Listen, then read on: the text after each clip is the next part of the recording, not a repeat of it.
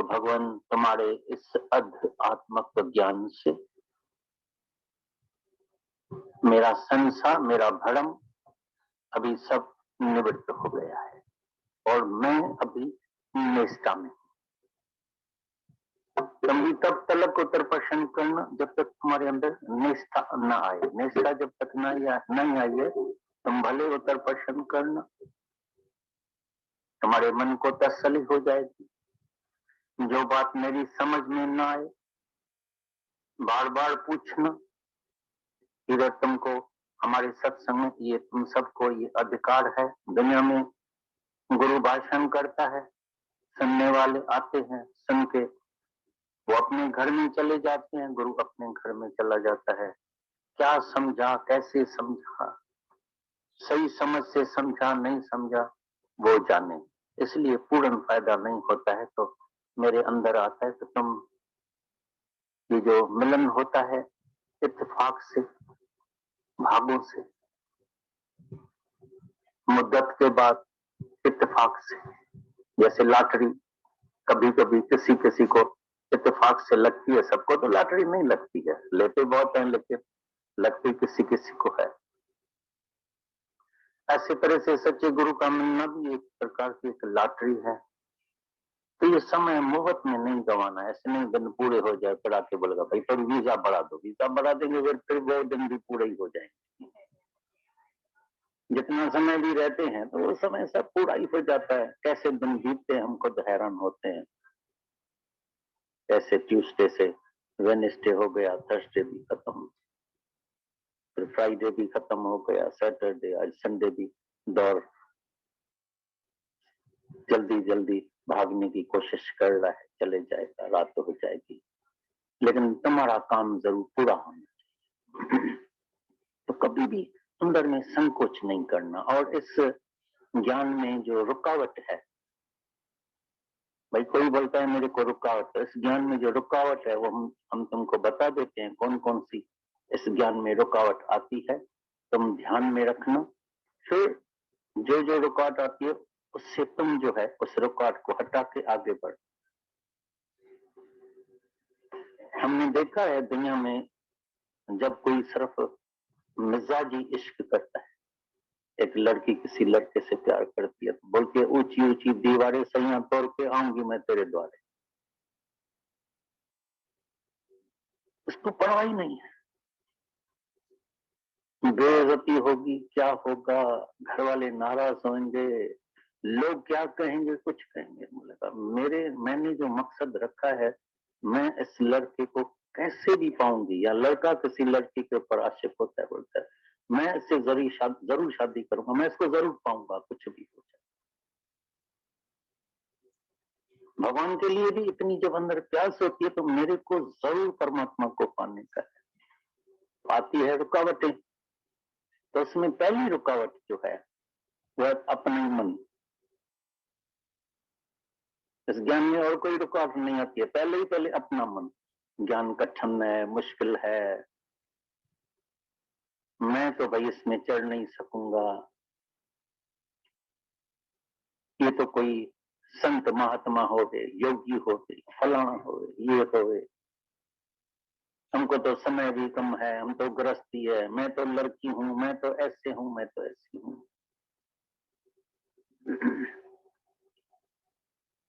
बड़े में बड़ी रुकावट है तुम्हारा मन, जिसको हमने नाम ही दे दिया है पागल प्रोफेसर। इससे बच के रहना।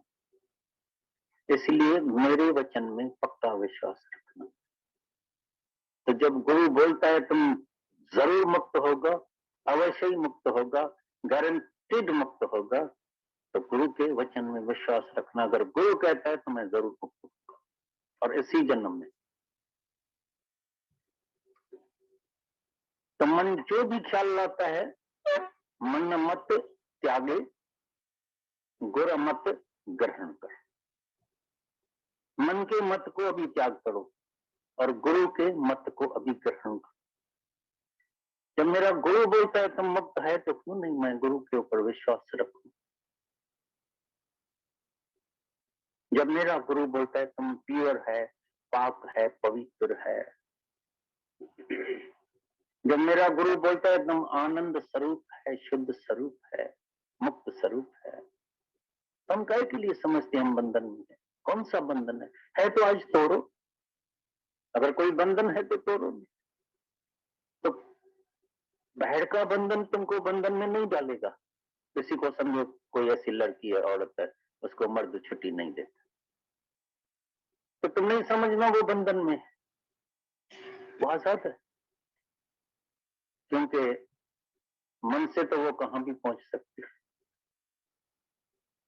और ये रुकावट सदियों से ये चलती आती है।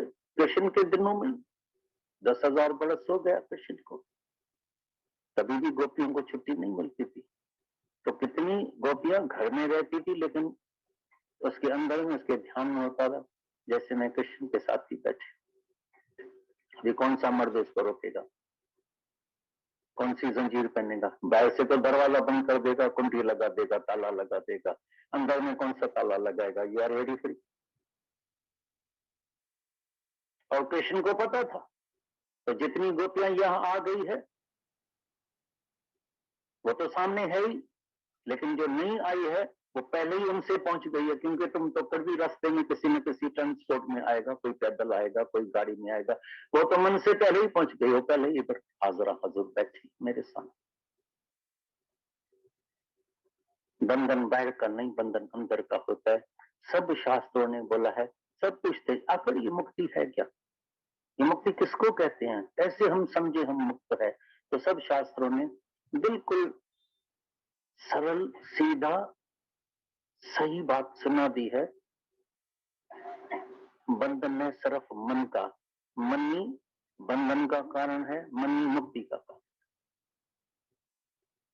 अगर तुम्हारा मन बंधन में है तो तुम बंधन में है, अगर तुम्हारा अंदर वाला मन मुक्त है तुम आज ही मुक्त है। मुक्ति में कोई देरी नहीं लगती है। अंदर में रोज तुम जांचना, अपने को जांचना, मेरा मन कहाँ फंसा पड़ा है। तन कहीं भी हो, तन की परवाह मत कर।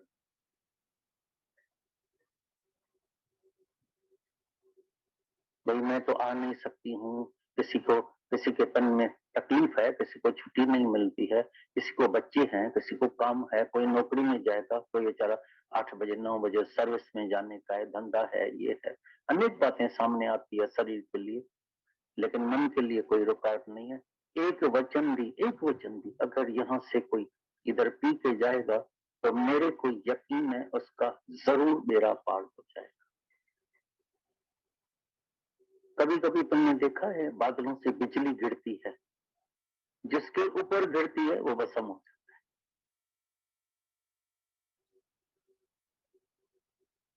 है। एक वचन जिसके अंदर गया, एक रति भी एक रति भी नाम तेरे की जिस घट में बस जाए, जिसके अंदर घट में बस जाए, भूल जाए वो सारे गम को, सुख साचा सो पाए।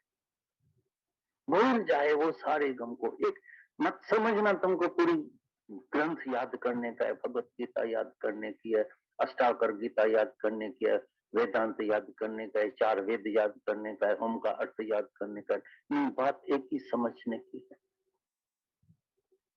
अंदर में हम आजाद हैं। मेरा मन फंसा तो नहीं पड़ा है, मेरा मन अटका तो नहीं पड़ा है, मेरा मन किसी का आधार तो नहीं लेके बैठा। तो आधार सब टूटने वाले हैं। तुम सपने में भी कोई तुम्हारा आधार टूटेगा, तुम दुखी हो जाएगा। बड़ा अधीन सपने सुख नहीं।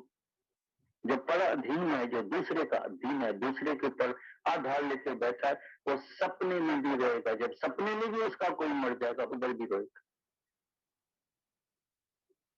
इसलिए जब गुरु आता है बोलता है तुम शेर का बच्चा है, अपने पैरों पर चलो, मेरे आधार होके, फिर जहां तुम बैठे हैं सेवा करो। ऐसा नहीं तुम सेवा छोड़ देगा, भक्ति छोड़ देगा, नहीं सेवा छोड़ने की है, नहीं कर्म छोड़ने का, नहीं भक्ति छोड़ने की है, नहीं घर छोड़ने का, नहीं खाना छोड़ने का है, नहीं कपड़ा छोड़ने का है। जहां जहां परमात्मा, अभी परमात्मा ने तुमको करोड़पति घर में रखा है तो तुम ऐसे ही चलाना बंद कर देगा? भाई मेरे को गर्मी नहीं मरने का है, वो सब नहीं देखें। 4 दिन भी गलती से कोई सत्संग का नियम बना लेता है ना, तो ऐसे डंडा लेके खड़े हो जाते, कहाँ चले, बच्चे भी कहेंगे ये कोई टाइम है। इसलिए थोड़ा सा मजबूत भी बनना पड़ेगा और थोड़ा अंदर से स्वार्थ और मोह का त्याग भी करना पड़ेगा, तो सत्संग का नियम बना सकोगे, वरना नहीं बना पाओगे। ये माया ऐसी है, आंख मिलेंगी तो तुम्हें दुनिया वाले क्या करेंगे। अरे ये भी हमारी तरह अंधा होके बैठे बैठे, डेढ़ से आना होके बैठे, जगत में ही मन रखे, दुनिया से कहाँ ये उल्टा हो रहा है। ये जगत की रीत है। तभी प्रेमियों ने, योगियों ने अभ्यास किया है तो ये पाया है, मैंने देखी जग की रीत, मीत सब फीके पड़ गए। जिसको मैं मीत मान के बैठी थी बहुत, थोड़ी जब भगवान की लगन लगती है ना, तो वो सब फीके पड़ जाते हैं। समझ में आ जाती है कि कैसे दुनिया का प्यार कितने स्वार्थ वाला होता है। उनके बस स्वार्थ पूरे करते रहो, तभी तक वो प्यार दिखाएंगे, प्यार समझेंगे। बाकी जहां थोड़ी सी लगन परमात्मा की लगेगी मन को, तो फिर टोकने आ जाएंगे, रोकने आ जाएंगे, कभी कभी तो बिल्कुल ही रोक देते हैं। ये माया ऐसी है। इसी से जब गुरु से हमारा सही प्रेम होता है, ज्ञान की अच्छी लगन पैदा होती है। दादाजी क्या कह रहे थे, किससे मिलता हूं मैं? भगवान ने बोला, ना मैं तप से, ना मैं जब से, कठिन कठिन साधनाओं से भी नहीं मिलता हूँ। किससे मिलता हूँ? अनन्य भक्ति योग से और प्रेम योग से। तो भगवान ने गीता में सही घोषणा कर दी, सही तो जानते हैं, जब तक ऐसा ज्ञान नहीं समझेगा, अनन्य एक नूर ते सब जग उपजा, सारी सृष्टि उसी एक तत्व से बनी हुई है, उसी परमात्मा का वासा है सब। जब तक ये नहीं समझेगा, तब तक मैं नहीं मिलता। और जब ऐसी समझ मिल जाती है, फिर देखो आपका व्यवहार, आचरण, चाल चलन सब बहुत अच्छा होने लगता है अपने आप। जब आप भगवान देख करके भाव रखते हैं, प्रेम रखते हैं, बातचीत करते हैं। गड़बड़ी तभी होती है जब तुम क्या भूले होगे, भगवान को भूले होगे, नाम रूप में गए होगे, रिश्ते नातों में अटके होगे, मन को भगवान के अलावा कुछ और दिखाया होगा। वहीं से अनन्य तुम्हारा नहीं रहा, अभिन्न भिन्न हो गया। जिन्होंने भी सच्ची भक्ति की है वो ऐसे अनन्य, और भक्ति का भाव परमात्मा के लिए, और फिर ऐसा प्रेम। प्रेम तो परमात्मा का ही जैसे रूप होता है।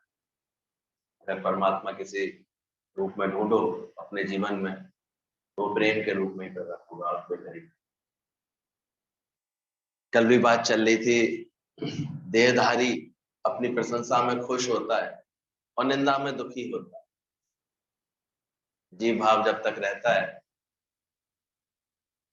तब तक देखो कहीं से भी थोड़ी प्रशंसा मिले, थोड़ा अच्छा लगे, तो बड़ा ऐसे खुश होगा, और निंदा मिलेगी तो दुखी हो जाएगा। कल देख रहे थे, उसको सिखा रहा था, टीचर जब तक तारीफ कर रहा था उसको, बड़ी खुश थी, बड़ी खुश।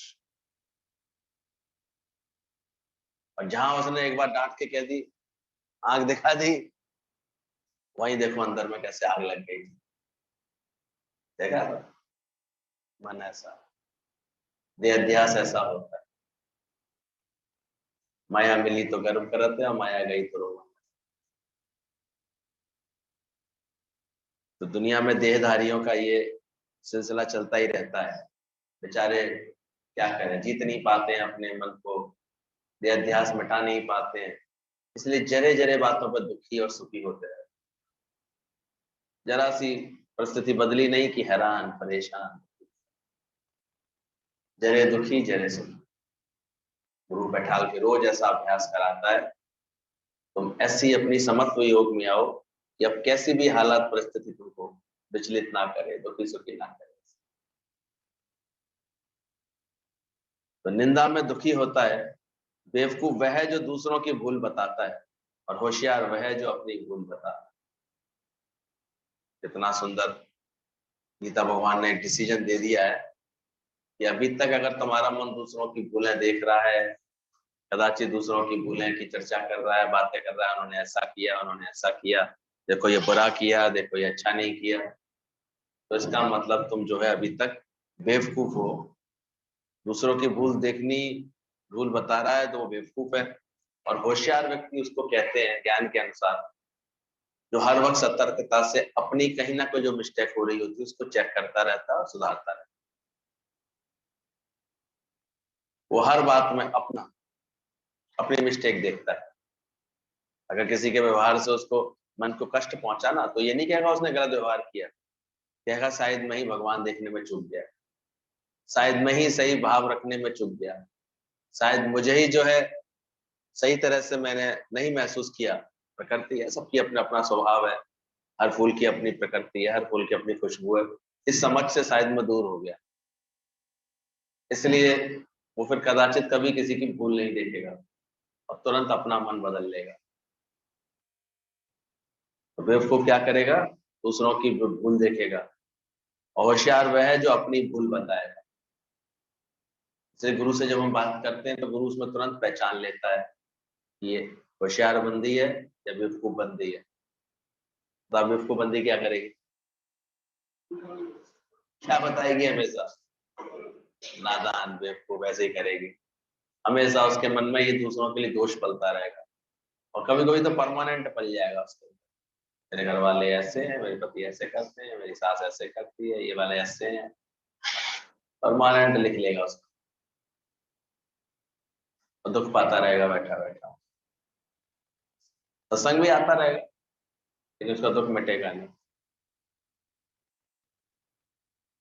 और होशियार फिर वो होता है जो सतर्कता से ज्ञान का अभ्यास करता है, पूरा मन दिल दिमाग गुरु को देता है। ये अच्छी लग रही थी बात, ये देखना चाहिए। गुरु तो दावा करता है यहाँ से आए हो तो मुक्ति पाकर के ही उठना, मुक्ति तुमको हासिल ही होगी। और कभी कभी हम सोचते हैं कि क्या वास्तव में हमें मुक्ति चाहिए? गुरु तो बांट रहा है वो चीज, पर अगर हमको उस चीज की वैल्यू नहीं है, हमें उसकी चाहना नहीं है, तो हम ले ही नहीं पाएंगे उससे। कैसे ले पाएंगे? क्या मुक्ति को लेकर के हमारी इतनी श्रद्धा है? क्या मुक्ति के विषय में जानते भी हैं कि क्या होती है? बंधन इतने प्यारे लगते हैं, दुनिया इतनी प्यारी लगती है, आसक्तियां इतनी प्यारी लगती है। अभी हम किसी को कहें मुक्त हो जाओ भाई, क्या होता है ऐसे पूछते, क्या करेंगे मुक्त होकर के? मुक्त होकर के मिलेगा क्या? विचार करना, क्या वास्तव में मुक्ति इतनी तुमको पसंद आती है?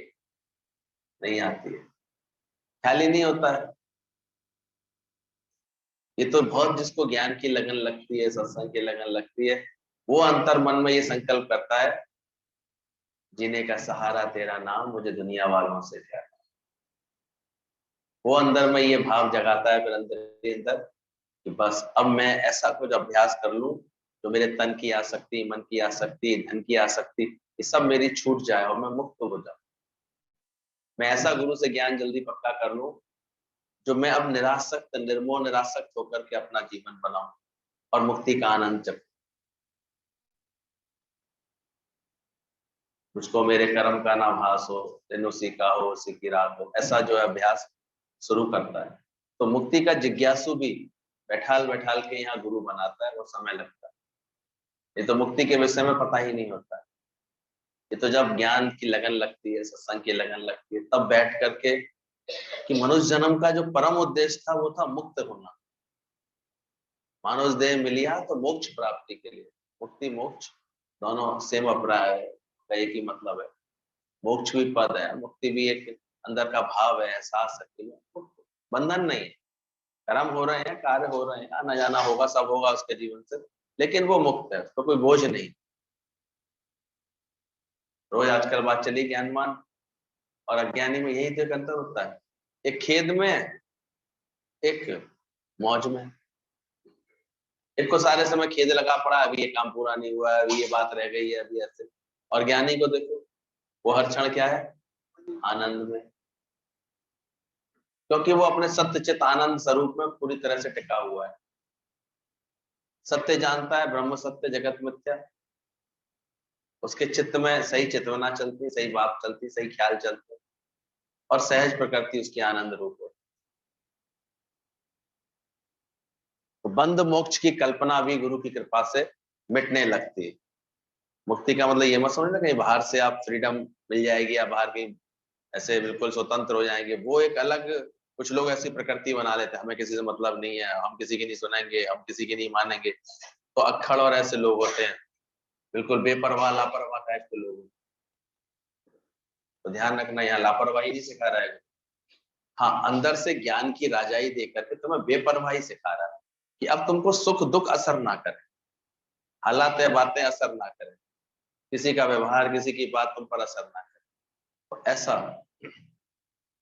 तो दूसरे की भूल देखनी नहीं है, दूसरे को तुम्हें सुधारना नहीं है, पर अपने को सुधारो।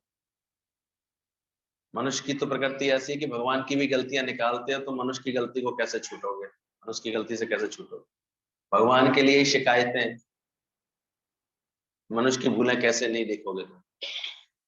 अक्सर देखो दुनिया के पास, वो अपनी तर्क शक्ति, अपनी बुद्धि को इतना होशियार समझता है कि भगवान के भी आचरण में अनेकों दोष ढूंढ लेता है। कभी कभी देखो भगवान ने ऐसा क्यों किया, भगवान ने गलत किया, ठीक नहीं किया। तीजा नेत्र जब गुरु देता है तभी जहां तहां भगवान दिखाई देता है। ध्यान रखना, जब तक दूसरों की भूल देखोगे तो अपनी भूल नहीं दिखेगी, पर्दा आ जाएगा।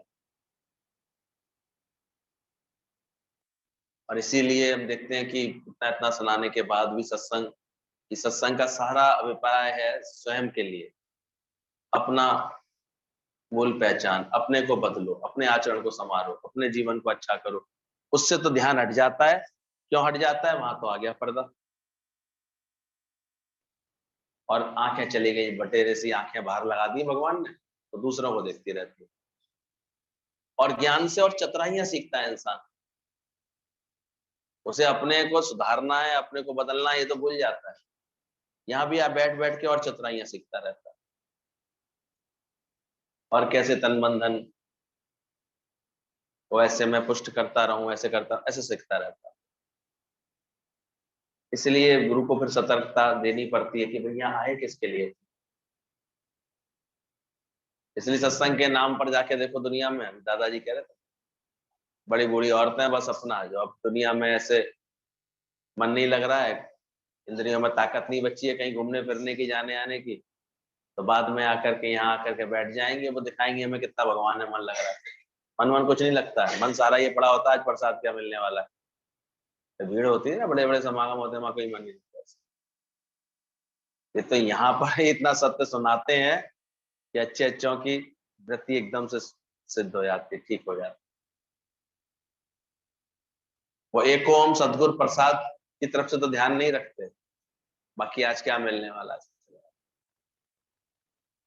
और वो प्रसाद ना मिल पाए कभी उनको, तो परेशान होने लगते हैं, हमें प्रसाद तो दो, बिना प्रसाद के कैसे जाएं, तो कोई बहुत नहीं है प्रसाद, नहीं था इतने का इंतजाम, इतने लोग आ गए, अब नहीं है व्यवस्था, नहीं नहीं हमें जरूर दो, हमारा भी दो, और हमारे अंदर जो छोटा बेटा घर पे बैठा उसका भी दो। ऐसा होता है मन में। तो कहाँ ये मुक्ति के लिए आए? मुक्ति के चाहने वाला तो इन सब चीजों से उपराम है। वो तो गुरु से मिलने के बाद एक को ओम सदगुरु प्रसाद लेकर के ही संतुष्ट रहता है। कहता है गुरु के मुख से मुझे ओम का प्रसाद मिल तो गया, ज्ञान का प्रसाद मिल तो गया। वो तो पूरी एकाग्रता रख करके, तन मन एक रस रख करके इस प्रसाद को ले। हाँ, कभी कोई खेल बना होता है हमारे यहाँ, वैसे तो नियम नहीं है कोई, और कभी किसी के भाव से, तो हम देखते हैं वहां अपने आप ये समझदारी होती है, इतने तरीके से चले कि जो व्यवस्था है उसको सही तरह से मैनेज करे। है तो ठीक है, नहीं है तो उनको प्रसाद की तरह ग्रहण करे चले, तो क्या दिक्कत है? उस प्रसाद से कोई मुक्ति मिलेगी, या जो बैठ करके घंटे गुरु ने ज्ञान सुनाया उससे मुक्ति मिलेगी? उद्देश्य अगर मुक्ति है तो मुक्ति किससे मिलेगी? तो हमेशा मन किससे लगाएगा? वो ज्ञान से लगाएगा। तो ध्यान रखना, तीजा नेत्र जब गुरु देता है तभी जहां तहां भगवान दिखाई देता है। जब गुरु ये ज्ञान का तीसरा नेत्र देता है हम, अहंकार और खुदी हर एक मनुष्य में है। भगवान से शक्ति नहीं मिलती पर गुरु से शक्ति हासिल होती है। अहंकार और खुदी हर एक मनुष्य में होती है, इसलिए भगवान से शक्ति नहीं मिलती पर गुरु से शक्ति हासिल। इसलिए गुरु की सबसे ऊंची अटरिया बोली गई है। गुरु का पद भगवान से भी ऊंचा बोला गया है। अनुभव से लोगों ने बोला ये बात, क्योंकि इन्होंने देखा भगवान की बनाई सृष्टि में तो उल्टे हम जानबूझ करके खड्डे में गिर गए। पांचों विकारों ने और ऐसे हमें कमजोरी बना दिया। लेकिन जब गुरु आता है तो इन पांचों विकारों का सही उपाय कर देता है, उनसे छुड़ा देता है। वो शांति और मुक्ति हमारे जीवन में भरता है। तरह तरह से इस बात को कहा गया है, सत्संग में बार बार सुनाते हैं कि अटैची में सब कुछ था तो उसे दिया जरूर सब भगवान ने था। ये सारी सृष्टि इतनी सुंदर भगवान ने जरूर बनाई है, वह हमारे आनंद के लिए ही बनाई है। लेकिन वो आनंद लेने का भी शऊर कब आया, अकल कब आई? जब गुरु आकर के उस ट्रंक की चाबी खोलता है, तभी तो उसमें से आनंद लेना निकाल पाते, नहीं तो नहीं निकाल। बिना ज्ञान के तो राग द्वेष के झूले में झूलते रहते थे, तेरी मेरी में ही अटके पड़े थे। इसलिए गुरु का जहां में बड़ा ऊंचा स्थान। इसलिए स्वयं भगवान ने समय समय पर गुरु की मर्यादा का अपना आदर्श दिखाया है। गुरु के आके झुके, नम्रता रखते हैं। तो भगवान से बढ़कर गुरु है जो हर हालत में राजी रहना सिखा देता है। भगवान ने दिया तो सही, जन्म तो दिया, लेकिन ये सिखाने के लिए उसे भी गुरु रूप में आना पड़ता है। भाई हर हालत में, हर बात में समता में तो रह लेना, नहीं तो आज इस बात से मन परेशान है, आज इस बात से मन दुखी है। दुकान खोली है, चल नहीं रही है, दुकान खोली है, कर्जा हो गया है, दुकान खोली है, किराया मांग रही, किराया नहीं मांगेंगे तो क्या होगा? प्रेम रखो, विश्वास करो, मेहनत से कार्य करना सीखो, सिखाओ सबको। तो हथेले पे सरसों तो उगेगी नहीं, तो मेहनत करने पर ही खेत में उगेगी ढंग से। सब तरफ की समझ हमको रोज गुरु से मिलती है। अहंकार खुद ही हर एक मनुष्य में है, भगवान से शक्ति नहीं मिलती। हालांकि जाते हैं भगवान के निकट, जब बैठता है इंसान लगता है उसे थोड़ी देर में शक्ति आई, लेकिन वो चुक जाती है। पर जब ज्ञान आ जाता है गुरु की कृपा से तो एक परमानेंट हैप्पीनेस, हमेशा की दिन रात की शक्ति। हम देखते हैं सत्संगी के अंदर ऐसा एक हौसला आ जाता है, ऐसी समझ आ जाती है, कितना एक्टिव होकर के कितनी भी सेवा करा लो, उससे कितना भी कार्य करा लो, कहाँ से ये अद्भुत शक्ति आ जाती है। देह अध्यास पहले थकाता था, अब करते हुए भी लगता है हम कुछ करते ही नहीं है तो क्या थकाएगा। पहले कर्म में खिन्नता रहती थी, अभी प्रसन्नता से कर्म करता है, जो भी करता है आनंद से, भगवान को रिझाने के लिए, प्रेम के लिए करता है। हर कर्म उसकी पूजा बन जाती है। तो ये कहते हैं पूजा के नाम पर तुम करते क्या हो? भगवान की बर्तन माज लोगे, उनको नहला दोगे, कपड़े बदल दोगे, चमड़ ढुला दोगे, उनका छत्र चमका दोगे, सिंहासन चमका दोगे उनका, फिर भोग लगा दोगे बड़े भाव से, फिर एक दो स्तुतियां पढ़ लोगे, आरती कर दोगे। इस पूरे कार्यक्रम को क्या कहते हो? हम पूजा कर रहे थे। एक का पति बेचारा पूजा कर रहा था, बाहर अचानक ही कोई मिलने आ गया, उसी समय सुबह का ही समय था, 8 बजे का, कोई किसी को जरूरी काम था, उसके पति से आ गया। पत्नी बहुत समझदार थे, बोले भाई साहब कहाँ हैं? बोले अभी है नहीं। कहाँ गए? बोले वो जूते बेचने गए, जूता घर गए हैं। पति अंदर सुन रहा था, पूजा भले ही कर रहा था, लेकिन कान सारा कहाँ लगा था, कौन दरवाजे पे आया है, किससे क्या आवाज चल रही है। अब देखा करो जब पूजा करते तो और एकाग्रता से चारों तरफ दिमाग भागता है, भगवान में तो कम जाता है। तो वो परेशान हो गया, ये क्या बोल रही है, मैं अच्छा खासा इतना अच्छा काम कर रहा हूँ, अंदर बैठ के पूजा कर रहा हूँ, और ये माई जो है ये कह रही है कि जूता जूता घर गए हैं। वो तो व्यक्ति चला गया, लेकिन वो अंदर से पूजा से उठा तो पूरे गुस्से में, अकल नहीं है तुम क्या बोल देती हो, कह नहीं सकती थी मैं पूजा कर रहा था। अब पूजा करने की बात सुन के कम से कम अच्छा इंप्रेशन तो रखता, वही कहा सुबह सुबह जूता कहाँ गया था, मैं पूजा नहीं कर रहा था। तो वही मुस्कुराए कहती सही सी बताओ, पूजा करते समय क्या सोच रहे थे? सोच रहे थे जो कल जूता लाया था छोटा आ गया है, उसको अभी जाऊंगा बदल लूंगा। कल से 3 बार ये बात कहते हो, तुम्हारी पूजा में ये बात नहीं आई होगी तुम्हारे दिमाग में? यही चल रहा था कि पहले जाऊंगा दुकान बाद में खोलूंगा, पहले ये काम करूँ। तो क्या चल रहा था मन में? तो जूता घर में ही तो बैठे थे, कौन सा तुम भगवान के सामने बैठे पूजा कर रहे थे? तब उसे अपनी भूल का एहसास हुआ। ऐसे ही दुनिया में मनुआ तो दह दिस फिरे, घूमता रहता है। लेकिन जब गुरु मिलता है ज्ञान में, सत्संग में, देखो गुरु धीरे धीरे खींच करके फिर हमारे मन को कैसे बांध देता है परमात्मा, हमारे स्वरूप से, सत्य के ज्ञान से, सही समझ से ऐसा बांध देता है। फिर उस दिन बताया ना कि ज्ञान का मतलब क्या है। भाई रोज सत्संग से क्या फायदा मिलेगा? गुरु उठा और उसने खूंटे पर कस के जो है हथौड़ा मार दिया। गाय गुरु ने गाय पाल रखी थी, उस खूंटे को मार दिया। ये क्या सुना, सोचा शायद अब गुरु जी का समय हो गया, सत्संग का पूरा हो गया, अब नहीं बताएंगे। दूसरे दिन फिर आया वो, सत्संग रोज आता था। बोले गुरु जी कल मैंने पूछा था कि आप ये रोज सत्संग करना आवश्यक है। गुरु जी ने फिर कुछ नहीं कहा, उठे और खूंटे पे एक हथौड़ा और मार दिया। 3-4 दिन तक यही चलता रहा। जब भी ये प्रश्न पूछे, अब उसे लगा कि मैं जब प्रश्न पूछता हूं तभी आपको खूंटे पे मारने की याद आती है। अब मेरे प्रश्न का उत्तर तो देते नहीं है, उठ करके हथौड़ा लेकर के खूंटे पे जोर से माराते हैं, फिर मुझे देख के मुस्कुराते और बोले मैं तुझे यही तो समझाने चाह रहा हूँ।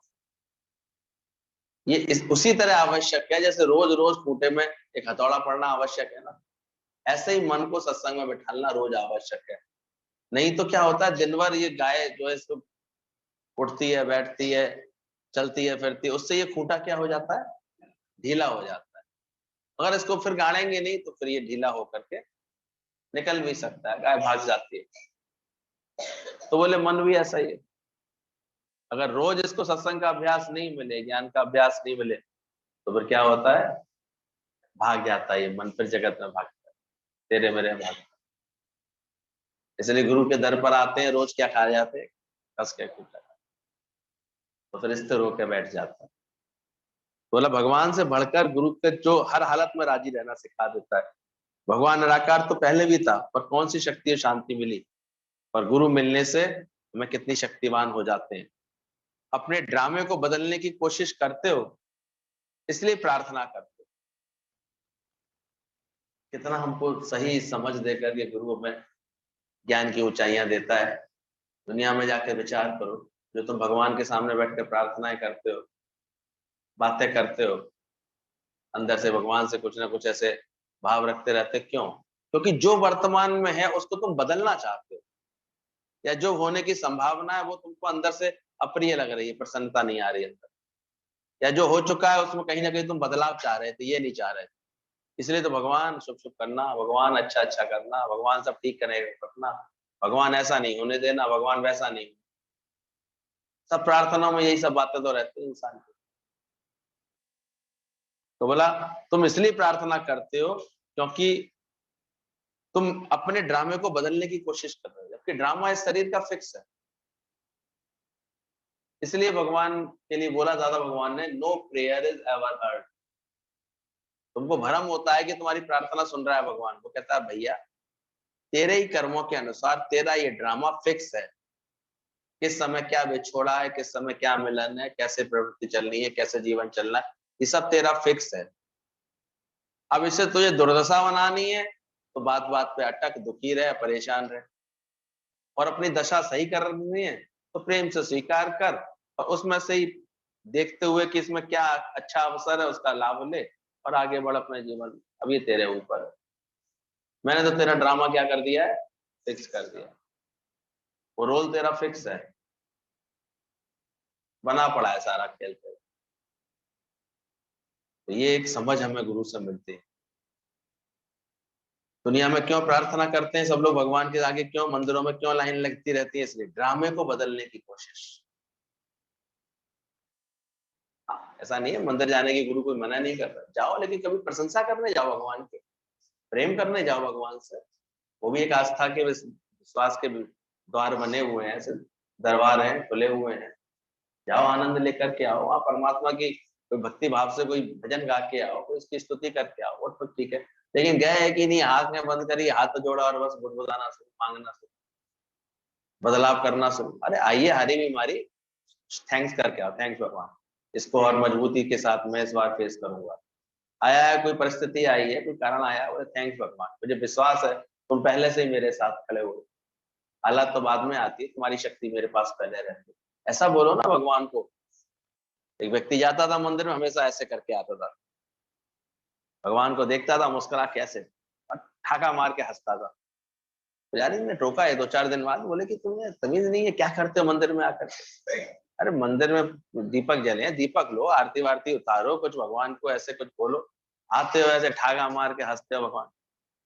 बोले भाई आप अपनी पूजा करो, मुझे अपनी कर। क्या मतलब, ये कि पूजा कर रहे हो तुम, ये पूजा का तरीका? बोले भाई मेरी पूजा का तो यही तरीका है, मैं आता हूँ, उसका धन्यवाद देता हूँ, शुक्राना करता हूँ, उसने अब तक जो कुछ मेरे जीवन में दिया उसका तहे दिल से उसको धन्यवाद देता हूँ। उसको मैं अपनी तरफ से ऐसे बोल करके साइन दिखाता हूँ कि मैं बहुत खुश हूँ, बहुत आनंद में हूँ, बहुत परफेक्ट हूँ प्रभु, आपकी लीला, हर लीला को स्वीकार कर रहा हूँ, आपकी हर बात में राजी हूँ और खुश होकर दिखाता हूँ आपकी प्रकृति में, आपके राज्य में मैं कितना खुश हूँ। तब 4 लोग सुन रहे थे, उन्होंने सोचा अच्छा ऐसे भी पूजा की जाती, कौन सी पूजा पसंद आती है आपको, कैसे जाओगे अब? तो ध्यान रखना, प्रकृति में विश्वास रखो, सब ठीक ठाक, ठीक ही ठीक हो रहा है, ऐसा ज्ञान पैदा करो मन। इसलिए गुरु के साथ बैठते हैं तो रोज ये अभ्यास कराता है, सब ठीक है, सब ठीक है, ये मंत्र दे दिया और उसकी रजा में राजी रहना सिखा दिया।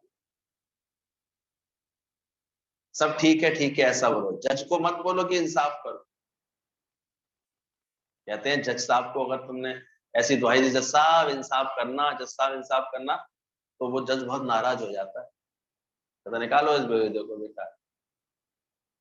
ये क्या कह रहा है, मैं जब बैठा ही इंसाफ करने के लिए हूँ तो क्या मुझसे ऐसा बोलना चाहिए इसको? इसका मतलब से मुझ पर विश्वास नहीं है। अब विश्वास करना मतलब क्या है, जो मेरे हित में वही कर देना, ये है इसका मतलब, और कुछ नहीं। इंसाफ कहाँ चाह रहा है, जो मेरे भले में वही करना। और मैं जज हूँ, मेरा निष्पक्षता से फैसला देना मेरा धर्म है, मैं अपने धर्म का पालन करूंगा। वो तुम जज को बार बार कहोगे, बोलोगे तो उल्टा वो नाराज होता है। ऐसे ही परमात्मा, भगवान को भी नहीं समझाओ कि ऐसा करो वैसा करो,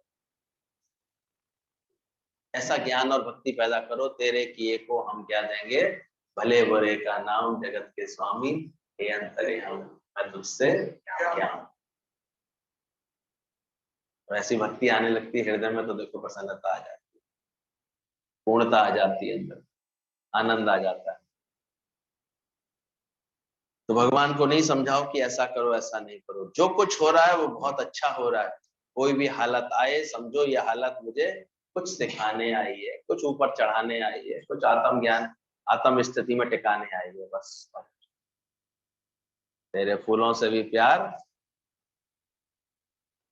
बस ये अकल आ जाए ना इसमें। अभी भी मैं पूरा निष्काम प्रेम नहीं कर पा रही थी, सिखाने के लिए कोई आया है। अभी भी मैं भटक रहा था, अभी दुनिया में से भटक रहा था, सच बात बताने के लिए आया और मुझे ज्ञान में टिकाने के लिए बात आई। इसलिए बहुत संभल के, अच्छा साधक बनता है गुरु का ना, अरे मन समझ समझ पग धरिए, इस जग में नहीं कोई अपना। अपने मन को कौन से वैराग्य का अभ्यास दिलाता है, इस जग में मुश्किल से करता है, अभ्यास करता है। लिस्ट तो बना रखी, ये तो मेरे हैं ही है कम से कम, ऐसे कैसे मान लूं गुरु जी।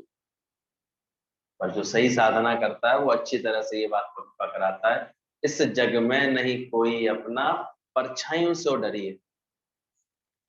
यानी माया ऐसी परछाई है, तो इतनी परछाई समान भी माया से डरिए, मतलब संभल के रहिए। अरे मन संभल संभल पग धरिए, ये तो नेक सी पूंछ बाहर निकालूंगा तो पूरा घसीट के खींच लेंगे।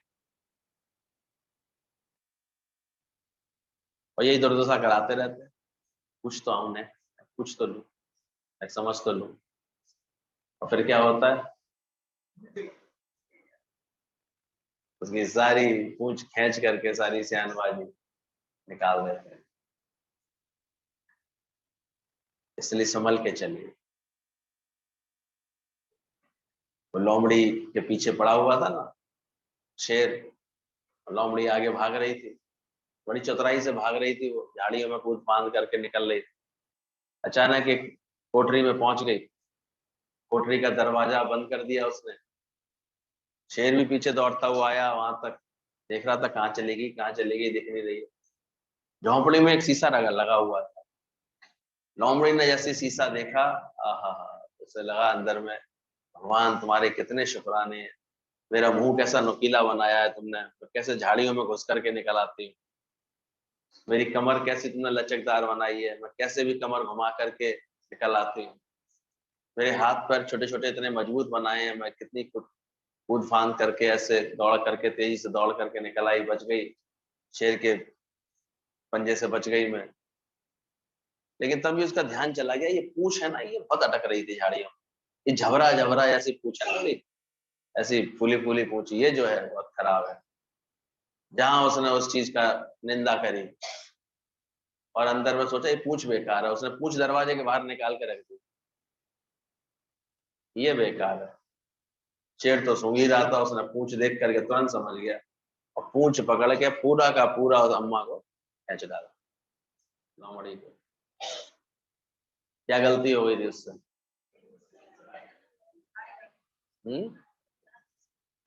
क्या गलती हो गई थी?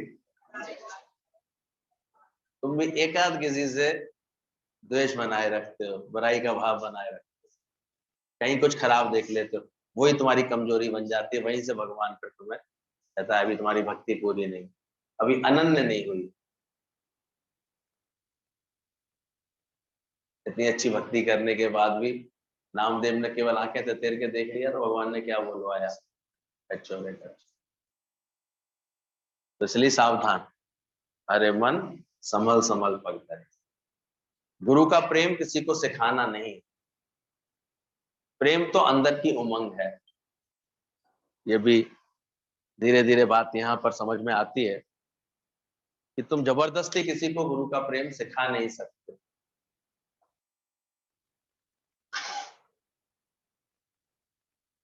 इसलिए कभी कभी लोग ऐसी ऐसी बात, फलाना आता है, अच्छा उसके घर से और कोई नहीं आता सत्संग, बिल्कुल आवश्यक है। उसको उमंग है, उसका गुरु से प्रेम है, उसका प्रेम उसका उद्धार करेगा, बाकी इन सब बातों में नहीं पड़ो। तो ये प्रेम सबके जीवन की अपनी उमंग होती है। किसी किसी घर के सभी प्राणी गुरु के प्रेम में रहते हैं, बड़े आनंद में, तो बड़ा आनंद का माहौल बन जाता है, वहां पर बड़ी खुशियां होती हैं। हम ये अपने परिवार को देखते हैं, सभी को गुरु में बहुत श्रद्धा थी, दादी को तो क्या, पापा को तो क्या, हमको तो क्या, अंजना और आगे बच्चों को भी देखा, बड़ा इसका आनंद रहा जीवन में, बना ही हुआ है आनंद। लेकिन इसमें कभी किसी को भी तुम जबरदस्ती ना, ये प्रेम किसी को सिखाया नहीं जा सकता। कभी कभी सत्संग में देखते हैं ना, रखो भाव से चलो, प्रेम से चलो, इतना प्रेम होगा ना उतना गुरु का, तुम रटाते रह जाओ भी रटेगा नहीं, समझ में नहीं आया। हाँ, उसकी अपने दिल की उमंग है, जिस दिन उसको अपना प्रेम जागृत होगा उस दिन से उसका कल्याण होना शुरू होगा। क्योंकि सब साधन का मूल क्या है? दुर्लभ सद्गुरु प्रेम। उसे साधना पथ पसंद आ जाएगा तो अपने आप उसके हृदय में प्रेम बढ़ेगा। प्रेम तो अंदर की उमंग है, जिसको उमंग आएगा वह रह नहीं पाएगा। पहले शुरू में कहीं ना कहीं किसी ना किसी से पता लगता है सत्संग के बारे में, ज्ञान के लिए, लेकिन उसके बाद फिर उसकी उमंग काम करती है, ध्यान रखना। हम किसी को कहते हैं चलो कोई फलाना ऐसा है तो देखो, अगर उसे लगन लगे तो बताना, सत्संग के लिए कहना उसको।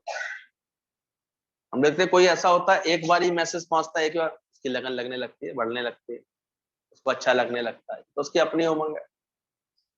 इसलिए यहाँ कभी हम किसी को ये अहंकार भी कहते हैं, तुम बेकार मत बना लेना कि मैं लेके आई इसको, मैं नहीं जाती इसके पास, मैं धूप में नहीं जाती तो ये कहाँ सत्संग करती है, मेरा तो शुक्राना करे। हालांकि यहाँ पर एक हृदय में भाव आता ही है, जिसके कहने पर हम पहली बार सत्संग में आते हैं, उसका दिल से बड़ा शुक्राना निकलता है कि भाई इन्होंने अगर सही बात नहीं समझाया होता या नहीं मिले होते, नहीं आके सत्संग ले गए होते, तो हमें कहाँ ये इस बात समझ में आती कि हमारा मनुष्य जन्म का उद्देश्य परमात्मा को पाना है, ये कैसे समझ में आता। लेकिन धीरे धीरे यहाँ भी ये बात देखी गई है कि ये उमंग है, अगर उसके हृदय में प्रेम अपने आप आएगा, उमंग आएगी, तो वह रह नहीं पाएगा। जो प्रेम सिखाया जाता है, किसी को बोल बोल के सिखाया जा रहा है ना, तो वह आर्टिफिशियल होगा। थोड़े दिनों तो वो नौटंकी कर लेगा, लेकिन अंदर से उसको उमंग नहीं आई है, अंदर से प्रेम नहीं जागृत हुआ है, तो वो परमानेंट। यहाँ देखते हैं बहुतों को, अगर अंदर से उसके सच्चा प्रेम नहीं, प्रेम वाला तो अपने आप ही, उसका तो ऑटोमेटिक सब समर्पण हो जाएगा, उसका निष्काम भी गुरु को समर्पित हो जाएगा, उसका प्रेम करने का हर तरीका गुरु को समर्पित हो जाएगा, उसका ज्ञान भी गुरु को समर्पित हो जाएगा, इसको अपना उमंग है, अपनी खुशी है। और वरना बड़े बड़े ऐसे दिमाग घुमाते रहेंगे, मन चलाते रहेंगे, नहीं होगा प्रेम। कभी आकर के वो कहेगा भी हमें बड़ा प्रेम है, हम भी तो प्रेम, ऐसे कहेगा, लेकिन वास्तव में प्रेम नहीं कर पा रहा हो, क्योंकि और कुछ चल रहा है उसके दिमाग में। गॉड का तो जेलस लवर है, वो देखता है इसका मन और जगह अटका हुआ है, तो भगवान में फिर कैसे आए। भगवान जब तक ये ठोक के देख नहीं लेता है कि सब तज तो हरि भज, जब सबसे प्रीत हटवा देता है तब भगवान ध्यान में आता है, नहीं तो आता ही नहीं।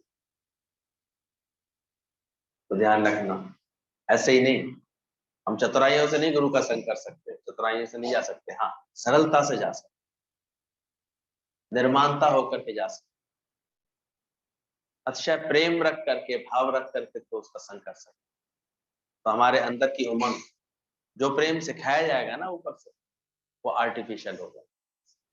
इसलिए आज इस बात को समझ लो, ठीक है। अच्छा होता है कुछ लोग एक दूसरे के अंदर में ज्ञान के लिए, गुरु के लिए कभी कभी प्रेम के भाव डालते हैं, श्रद्धा के भाव डालते हैं, उनको बताते हैं, लेकिन उसके बाद उस बीज को पनपने की अपनी फ्रीडम देना, जोर जबरदस्ती नहीं करनी, क्योंकि उसकी अपनी उमंग है, उसकी अपनी लगन, और वो उसकी अच्छी उन्नति कराएगी। कह सुन के कभी कभी सत्संग के प्रभाव से, या देखो देखो गुरु जी के ऐसे ऐसे करो ऐसे करो, बहुत लोग ऐसे बहुत ऐसे कायदे कानून सिखाने लगते हैं, उससे उल्टा प्रेम और खत्म हो जाता है। बढ़ने देना, इसलिए जब गुरु के पास हम बच्चे के समान आते हैं, बालकवत रहते हैं, सरलता में रहते हैं, तो हमारी उन्नति है। उनको अच्छा लगता है जब कोई बात पूछ लेते हैं, मन खाली कर लेते हैं, मन के अंदर के सारे बातों को अच्छे समझ लेते हैं, धीरे धीरे प्यार बढ़ता है। दादाजी ने पूछा था ना, याद है कि गुरु से प्रेम तुम्हारा दूज के चंद्रमा के समान होना चाहिए या पूर्णमासी के चंद्रमा के समान, कैसे होना चाहिए? पूर्णमासी का फुल है, आज का पूरा चांद, कैसा होना चाहिए? दूज का तो इतना पतला सा होता है, तो प्रेम कैसा होना चाहिए? थोड़ा सा कि पूरा? पूर्णिमा के समान होना चाहिए। पूरा वाले पैदा हो गए, अभी कह रहे दूज के चंद्रमा के समान। हाँ, इसका मर्म समझ लेना, मर्म यही है, प्रेम होना चाहिए दूज के चंद्रमा के समान। यहाँ इसकी तुलना इससे की गई है कि जैसे दूज का समान, दूज का चंद्रमा अब धीरे धीरे बढ़ते हुए पूर्णता की तरफ जाता है। वो चंद्रमा रोज अपनी कला क्या करता है? विकसित करता है और पूर्ण होता है। तो ऐसे ही हमारा प्रेम रहना चाहिए, धीरे धीरे धीरे धीरे गुरु से प्रेम हमारा बढ़े, और एकदम से पूर्णता आ जाएगी और इसका दावा करोगे तो उसके बाद क्या होगा? अमावस्या आ जाएगी, फिर घटे आएगा। तो इसलिए गुरु की प्रीत की तुलना की गई है दूज के चांद जैसे। तो मेरी प्रीत गुरु तुमसे निरंतर बढ़ती रहे, नित्य बढ़ती रहे, तुमसे प्रेम बढ़ता है। चूक बच जाना इस बात में, इस दिन ऐसा लगा हमने तो बहुत प्रेम कर लिया, वहीं से गिरावट दिखाई देगी, उसी दिन से गिरावट आ जाती है। हमने देखा है, नहीं पहले तो बड़ी लगन थी, बड़ी उमंग थी, बड़ा प्रेम था, अब क्या हुआ? जरूर कहीं कुछ अभिमान आके खड़ा हो गया रास्ते में, कोई पर्दा आके खड़ा हो गया। तो ध्यान रखना, सच्चा जिज्ञासु होगा वो सर्व से प्रेम करने के सिवाय रह नहीं सकेगा। ये इसका विशिष्ट गुण है। अगर तुम्हारे अंदर में वास्तव में ज्ञान की सही जिज्ञासा होगी, गुरु से सच्चा प्रेम होगा, तो फिर वो क्या करेगा? सर्व से प्रेम करने के सिवाय नहीं रह सकेगा। ये गुरु को सिखाना नहीं पड़ेगा उसको, उसकी ऑटोमेटिक प्रकृति ऐसी ढलेगी अपने आप।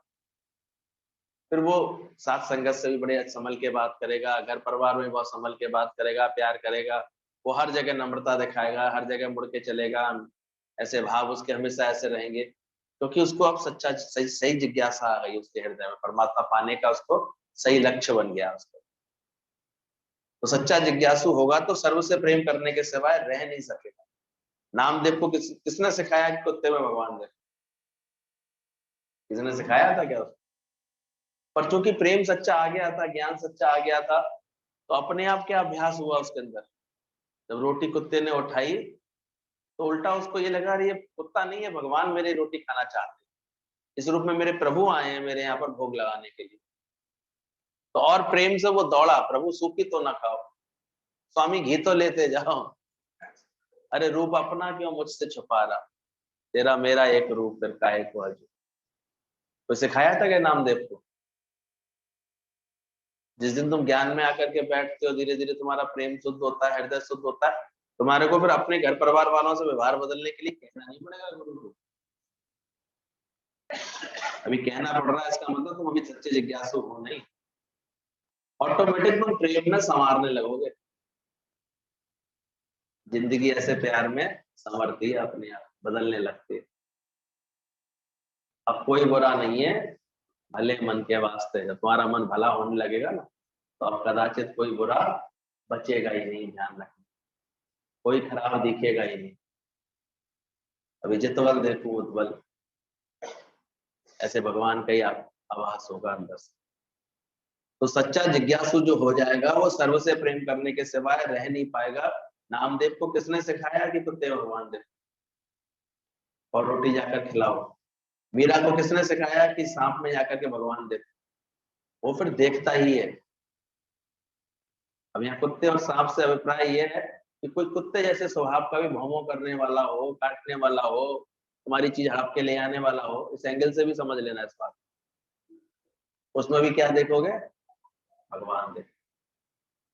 कोई सांप जैसा भी होगा, सर्पीली फुफकार देने वाला, तुमको ऐसे कष्ट देने वाला, डराने की धमकी, डराता ना सांप, एकदम आता ही तो डरा देता है। तो ऐसे भी स्वभाव का कोई होगा, उसमें भी तुमने क्या देखोगे? अगर भक्ति आ जाएगी, प्रेम आ जाएगा, तो बोली धन्य मेरे भाग, प्रभु आए आज सांप के लिबास। ये इस सच्चे जिज्ञासा का ये परिणाम हो जाएगा उसके जीवन में, सच्चे ज्ञान का ये फल आएगा उसको। तो उसे हर एक के में क्या दिखेगा? बुराई देखेगा किसी?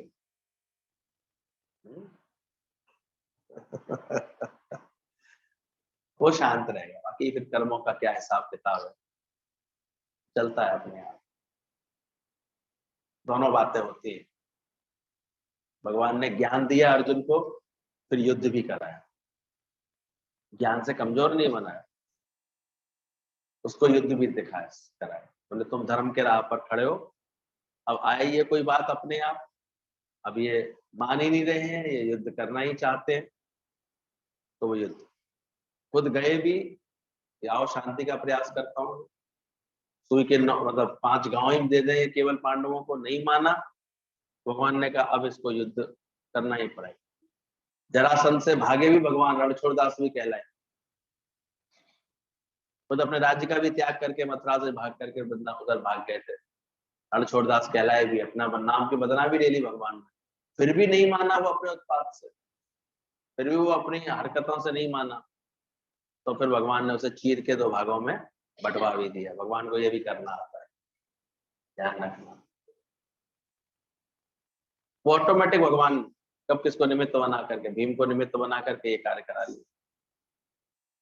99 अगर उसकी गालियां सह गए, तो उसे ये भी बता दिया कि 100 गाली तक है बस तेरे अपराध माफ, उसके बाद ये सुदर्शन अपने आप काम कर जाएगा। शिशुपाल का सर बंद हो गया। तो ऐसा नहीं समझना, प्रेम का कभी बहुत ऐसे अतिशयोक्ति में नहीं उपयोग करना। प्रेम एक भाव है, अंदर की दशा है। प्रेम में आप संवारते हो। जिस पौधे को कीड़ा लग जाए उसको जल्दी से उखाड़ना ही पड़ता है, नहीं तो वो और को खराब कर देगा। जिस फल में कीड़ा लग जाए उसके हिस्से को काटना पड़ता है तुरंत। ध्यान रखना, ये भी एक प्रेम का ही रूप है। जब पुलिस दंडे देती है ना किसी के अपराध पर, किसी की गलती पर, तो वो एक प्रेम हो रहा होता है उससे, सरकार के द्वारा, कि अब ये दंड से ही मानेगा, इसलिए दंड विधान लिखा गया पूरा। पर गलती से हम इसको समझ नहीं पाते। उसका सुधार कार्यक्रम एक दंड विधान के द्वारा, ये उसके प्रति समाज का प्रेम है, सरकार का प्रेम है जो उसको दिया जाता है।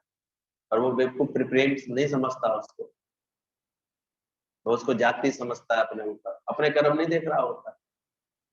हाँ, जिसको अपने इस अपराध का बोध हो जाता है, अपनी गलती का एहसास हो जाता है, तो यहाँ भी सत्संग में अपना अपराध बोध कुछ नहीं होता, अपनी गलती दिखती नहीं है किसी को, समझ में नहीं आती कि हम क्या गलती कर रहे हैं, दूसरों के कर्म भुगता रहेगा बैठा बैठा, तो वो ऐसे करते हैं, वो ऐसे करते हैं, वो ऐसे बोलते, इसलिए ध्यान रखना, सच्चा जिज्ञासु तो सहज में सर्व से प्रेम करने के सिवाय रह नहीं पाएगा। उसको प्रेम सिखाने की जरूरत नहीं पड़ती, उसको प्रेम सिखाने से नहीं सीखता है कोई। प्रेम ना बाड़ी उपजे, प्रेम ना हाट बिकाए। प्रेम ऐसी चीज नहीं है जो बाजार से आके खरीद लाओगे, ये तो हृदय में स्वतः उत्पन्न होती है, और ये तुम्हारे अंदर का भक्ति भाव का इसका परिणाम होता है जो प्रेम आता है जीवन। एक्चुअली परमात्मा प्रेम का ही रूप होता है, प्रेम रूप में ही तुम्हारे अंदर में आता है, और कोई तरीका ही नहीं। जिज्ञासु जितना आत्मा में तल्लीन होता जाएगा, ध्यान रखना, उतना उतने प्रेम के झरने उसके भीतर से अपने आप निकलेंगे। सुनाई पड़ी बात?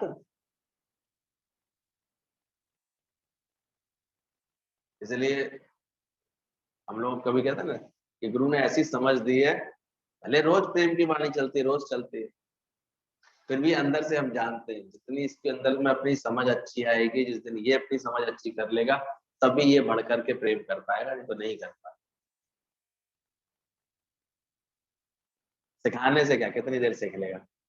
हम किसी कहते जाओ तो सॉरी बोल क्या बोला है कि, लेकिन खुद के अंदर अहंकार है तो फिर गलती करेगी, फिर भूल जाएगी, सॉरी नहीं कह पाएगी। खुद के अंदर अभी कार्य की कुशलता नहीं है तो फिर वो चूक होगी उससे, और एक प्रेम वाला बन जाएगा, सजग हो जाएगा, आत्माकार प्रति इसका अंदर से गुरु के लिए भाव होगा, गुरु समान सबके प्रति, सारी संगत के प्रति अच्छा भाव होगा, वो अपने आचरण को सबके लिए अच्छा रखेगा। वो ये थोड़ी कि नहीं नहीं नहीं बस गुरु जी आ गए तो नौटंकी कर ली, ये नौटंकी से थोड़ी गुरु लीजिएगा तुम्हारी, कि खड़े हो गए, खड़े होकर दिखा दिया, नमस्ते करके दिखा दिया, उनके सामने दो चार दौड़ करके सेवा करके दिखा दिया। गुरु को तो वो भी आवाजें पहुंचती है, तुम जब किसी से ऐसा तो व्यवहार करते हो वो भी पहुंच जाती है, प्रेम से नहीं चले वो भी पहुंच जाती है आवाज। इसलिए बहुत संभल के, और वास्तव में, और ये मान लो तुमने आज आज कहने पर कर भी लिया तो वो सच्चा नहीं है, ध्यान रखना। पर जिस क्षण तुम अपनी आत्मा से सच्ची प्रीत करोगे, सही जिज्ञासा करोगे, सही प्रीत में रहोगे, जिज्ञासु जितना आत्मा में तल्लीन होता जाएगा, ये आत्म स्थिति की निशानी है प्रेम का आना। ये गुरु जी के प्रेम की हम इतनी दुहाई देते हैं, बातें करते हैं, ये एक्चुअली उनके आत्म ज्ञान का प्रभाव था। वो आत्मा में ऐसे, आत्माकार कोई तो कभी दूसरा नहीं दिखता, भेद नहीं आता उसे, किसी के भी कर्म से कोई दिक्कत नहीं पैदा होती, उसे आता ही नहीं है, वो तो बस सहज प्रेम में जो जब हो रहा होगा, किसी का भाव होगा तो वहां पहुंच जाएगा, किसी को प्रेम देना हुआ तो पहुंच जाएगा। ये ध्यान रखना, उस वक्त उसको लगेगा ही नहीं कि मुझे कोई तकलीफ हो रही है, मुझे कोई ऐसे वो हो रहा है, दिक्कत हो रही, कराएगा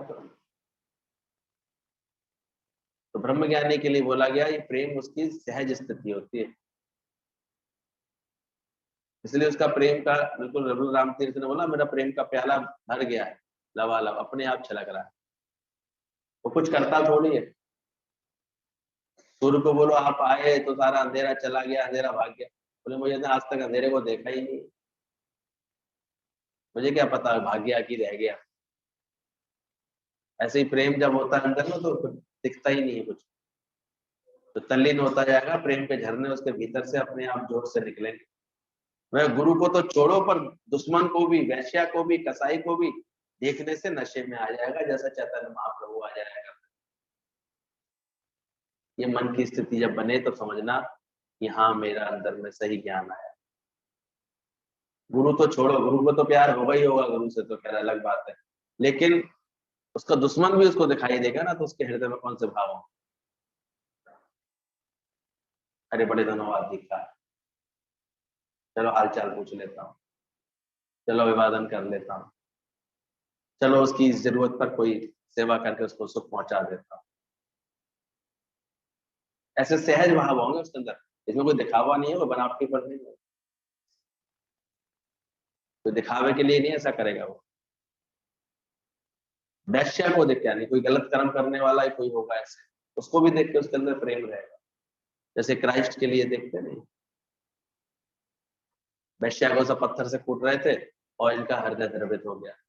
अरे भाई वो मारो पत्थर जिसने कोई अपराध नहीं किया, उद्धार कर दिया वैश्या का। उसने भी आंख के आंसुओं से उनके पैर धो डाले। सच्ची शरण संति तो दे पाते, दुनिया वालों में कहां पाया जाता है। तो 2 मिनट में निंदा स्तुति करते हैं, ये अच्छे हैं ये बुरे हैं, लाओ तो उनकी बुराई करें सब जगह। आजकल देख अफवाह फैला दो व्हाट्सएप ग्रुप पर, किसी सोशल ग्रुप पर, देखो उसका परिणाम। हम देख के हैरान, केवल अफवाह उड़ गई कि आजकल बच्चा चोर आए हुए, बच्चे चोर आए हुए। तो बेचारे दो भिखारी ऐसे तो बच्चों से बात ही कर रहे थे, इतने में उनकी पढ़ाई शुरू हो गई, बच्चा चुरा रहे हैं, बच्चा चुरा रहे हैं। दे दनादन इतने पड़ गए बेचारों को, जो आया वो अपना हाथ साफ कर गया। बेचारे पगला ऐसे थे, वैसे वो गरीब से दिख रहे थे, बच्चा चोर है बच्चा। आजकल तो माहौल ऐसे करने में देर कितनी लगे। ये दुनिया का दस्तूर है, 2 मिनट में राग द्वेष के साथ व्यवहार करता है। और भक्त, कम से कम तुम भगवान के बंदे हो, भगवान के भक्त हो, इतने दिन से ज्ञान का अभ्यास करो, तुम्हारा व्यवहार कैसा होना चाहिए। तो बोला वो दुश्मन को भी, वैश्या को भी, कसाई को भी देखने से नशे में आ जाएगा। नशा कौन सा आएगा? प्रेम के नशे में जाएगा। प्रभु इस रूप में आए हो, क्यों अपना रूप से छुपा रहे हो? रामकृष्ण परमहंस जब मथुरा दास के साथ कलकत्ता की बहु बाजार में गए थे, किसी कारण से किसी भगत के यहाँ जा रहे थे, तो बहु बाजार से रास्ता था, और बहु बाजार बोला जाता है वैश्याओं का बाजार। वहां वैश्या सज धज करके ऊपर कोठे में बैठ जाती थी शाम होते होते। तो वहां से जब निकल रहे थे तो उनकी नजर गई, तो बड़े प्रेम से भाव से निहारने लगे सबके सुंदर सुंदर रूपों को, सब कैसे सजी धजी बैठी हुई थी। तो मथुरा दास को बड़ा बुरा लगा, बोले क्या कर रहे हो आप? अरे आप इतने भगवान के भगत, आप इनको क्या देख रहे हो? बड़ी तारीफ भी कर रहे हो, देख देख करके इनको हाथ उठा उठा करके इनकी तारीफ कर रहे हो, ये कोई अच्छा लगा? चलो चलो तो शांति से नीचे करके चलो वहां। कहते हैं मथुरा तो रहेगा मथुरा का मथुरा। मेरी माँ इतने सुंदर सुंदर स्वांग रच के बैठी है, ये मेरी माँ ने कैसे कैसे रूप डाले, मैं तो अपनी माँ की प्रशंसा कर, मेरी माँ कैसे कैसे स्वांग रचती है। तो ऐसा प्रेम कब आएगा? कोई बुरा नहीं है भले मन के वास्ते। तो बोला कसाई में भी, वैश्या में भी, दुश्मन में भी नशे में आ जाएगा, जैसे चैतन्य महाप्रभु जिसे भी देखते थे उसे निहारते निहारते नशे में आ जाते थे, और अगले को भी नशे में ले आते थे। ऐसी मस्ती में जो आ जाता है खुद भी प्रेम के नशे में रहता है, और जो भी फिर उसके संपर्क में आता जाता है तो वो भी क्या हो जाता है जरूरत भगवान पाने, दिल का दर्पण साफ बना लो उसे बैठाने।